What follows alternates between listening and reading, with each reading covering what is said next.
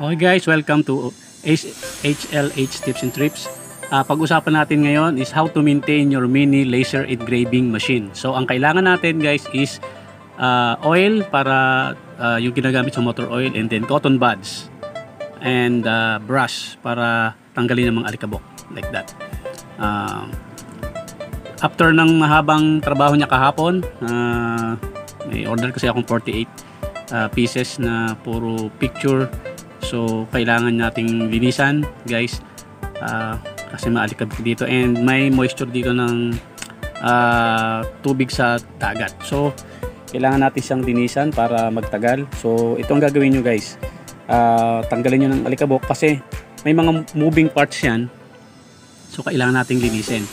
Ang gagamitin natin dito is cotton buds. Babasain lang natin ng konting oil yung dulo, kasi siyempre may mga electronics yan, hindi pwedeng masyadong madaming langis, baka mag short circuit yung ating mga electronic parts dyan. Ang ating lilinisan dyan is yung mga gear and railing parts nya. So sa bawat moving parts nya may dalawa siyang railing, moving parts na isang railings at saka isang gear yung nagpapatakbo sa kanya, and yung guide niya, yung pinaka railings niya, yung guide. So yun ang ating tatanggalin ng alikabok. At the same time ay medyo mababasa siya ng konting langis. Yun lang guys. And then yung head ng laser ay wag nyong hahawakan, baka maapektuhan yung working niya, effectiveness niya. Wag nyong gagalawin, wag nyong itatouch yung lens ng laser mismo.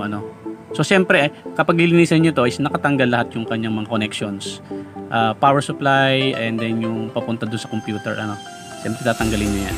And yung cover, tatanggalin nyo yung cover para madaling hawakan. Okay naman siya, stable, matigas naman yung kanyang frame, hindi gumagalaw. Pwede namang bali-balik ta rin, basta ingatan nyo lang siyempre wag mabagsak. And ang lilinisan nyo lang guys ay yung mga moving parts, yung sinabi ko sa inyo, yung railings nya and then yung gear nya. Sa itaas meron yan, kasi isang lang naman yan, side to side lang naman ang move nyan. Ayun nga lang sa ilalim,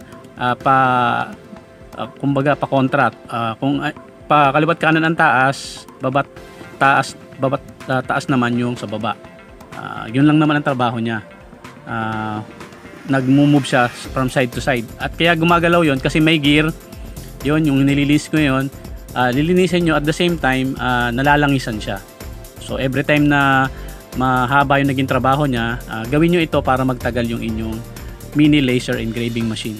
Yung guys, dudukot-dukutin nyo lang. Iwasan nyo matouch yung mga electronic parts niya. Yun lang mechanical parts ang inyong lilinisan. At yun lang moving, yung may mga moving parts lang. Yung pinaka-guide niya, and then yan, guide. Yung tinatouch ko na yan. Yung mahabang stick na parang kasinlaki ng walis tingting na makintab na yan, at saka yung parang kulay dilaw, yata yun, ang tawag dito,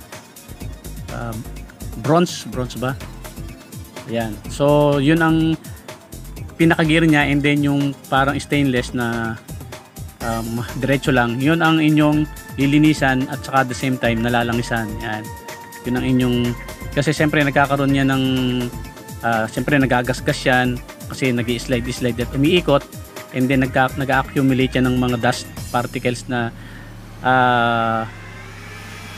kapag ka yung nagbo-burn siya siyempre, and then yung mga alikabok sa paligid, para hindi ma-restrict yung paggalaw ng inyong laser engraving machine. So yun lang naman guys ang maintenance niyan.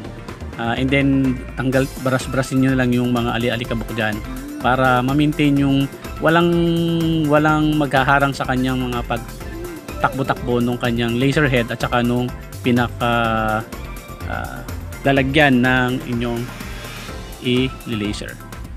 So ayan guys, kung umabot kayo sa ganitong hanggang sa oras na ito, salamat sa inyong panonood. Please like, share, and subscribe sa ating channel. So tatakpan na natin yung magnet guys, tatapat nyo lang, and then yan, okay na. Yan yung protection sa mata nyo kapag ka na siya. So guys, thank you for watching.